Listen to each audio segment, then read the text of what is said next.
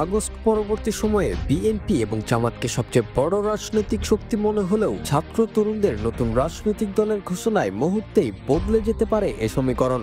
ছাত্র তরুণ নেতারা মনে করছেন ৭১-এর পর থেকেই দেশের বড় রাজনৈতিক দলগুলো জনগণের আশা প্রত্যাশাকে বাস্তবায়ন করতে চরমভাবে ব্যর্থ হয়েছে। এমন বাস্তবতায় এ মাসেই ঘোষণা আসতে পারে তরুণদের নিয়ে গঠিত নতুন রাজনৈতিক দলের।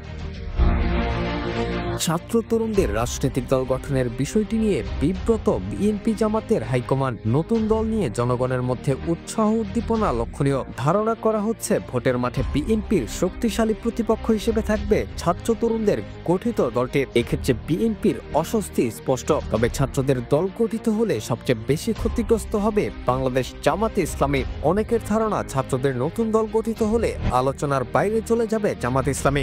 নারী স্বাধীনতার প্রশ্নে এখনো নিজেদের অবস্থান পুরোপুরি স্পষ্ট করেনি দলটি। এছাড়া হুজুরদের দিয়ে দেশ পরিচালনা করা সম্ভব নয় বলেও মনে করেন অনেকে।